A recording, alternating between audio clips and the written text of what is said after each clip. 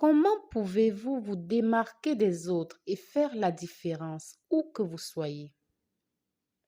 J'aimerais que vous vous interrogiez un instant sur ce qui vous manque et qui pourrait faire de vous la crème de l'espèce humaine. Bonjour les cigognes et bienvenue sur votre chaîne dédiée à l'épanouissement sous toutes ses formes.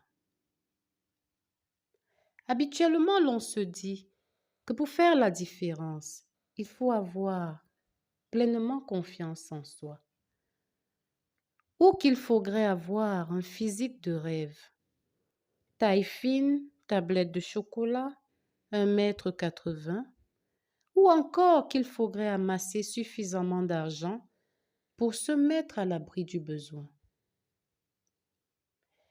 Mais hier, aujourd'hui et demain, une chose demeure, la valeur fondamentale qui vous différencie des autres. Je vais vous conter une très belle histoire qui parle de cette qualité qui fait parfois défaut à certaines personnes au point de gâcher complètement leur vie. Je vais vous raconter l'histoire biblique des villes de Sodome et de Gomorrhe. Cette histoire est également présente dans le Coran. Les habitants de ces villes, de Sodome et de Gomorrhe, se livraient à toutes sortes de mauvaises pratiques. Ils étaient corrompus, méchants les uns envers les autres et désobéissants à Dieu. C'est alors que Dieu entreprend de détruire ces villes quand il constate que leur méchanceté est grandissante et qu'aucun d'eux ne se répand de ses mauvaises actions. Mais Dieu a un ami, non loin de cette ville, Abraham. Dieu va donc informer son ami Abraham de son projet, car le neveu d'Abraham, Lot, vit dans ces villes avec son épouse et ses enfants. Abraham sera très embarrassé par cette décision divine. Il entreprend de faire changer d'avis au Créateur. Il lui dit: « Mon Seigneur, cela ne te ressemble pas de tuer le juste et le méchant. Car peut-être que dans les villes que tu souhaites détruire, se trouve-t-il 50 justes. » L'Éternel lui répond: « Si je trouve 50 justes, je ne détruirai pas la ville. » Abraham se calme un instant, puisque il a sans doute eu vent de tous les crimes qui sont perpétrés dans la ville. Abraham va progressivement poser la question à Dieu pour savoir: et s'il y avait 40 justes? Et s'il y en avait 30? Et s'il y en a 10? Détruiras-tu la ville? Il va recevoir la même réponse de la part de Dieu.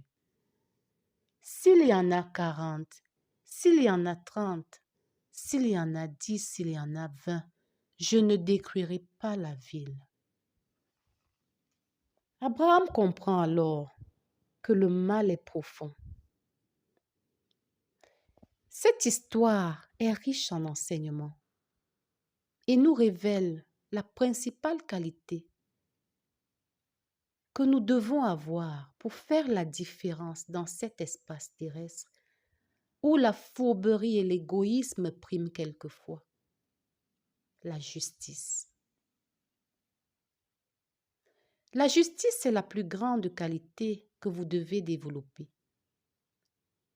Être juste, c'est avant toute chose respecter la vie. Mais être juste, c'est surtout être une personne intègre qui a des valeurs humaines, des valeurs d'honnêteté, des valeurs d'amour, de respect, de bienveillance, de solidarité et de miséricorde. Développer des valeurs humaines, d'honnêteté, d'amour, de respect, de bienveillance, de solidarité et de miséricorde. Plusieurs personnes se demandent, où trouverai-je une personne juste? Qu'ils aient besoin d'un partenaire d'affaires ou d'un partenaire de vie. Cette question revient souvent. Je suis sûre que c'est la principale préoccupation des milliardaires Jeff Bezos, Elon Musk, Bill Gates, Oprah Winfrey ou Aliko Dangote. Quand ils recherchent un associé, un partenaire ou un collaborateur. Devenez cette personne à laquelle tout le monde pense lorsqu'on parle de justice et d'intégrité. Cette seule qualité vous apportera bien plus que tout ce que vous avez jamais imaginé jusque-là. Plusieurs personnes vous confieront leur argent à gérer. D'autres voudront simplement être en affaire avec vous plutôt qu'avec un autre, parfois plus compétent, mais véreux. La justice est la clé de toutes les portes. Saisissez-vous d'elle, car elle vous ouvrira même la porte du paradis. Avec amour, Tina.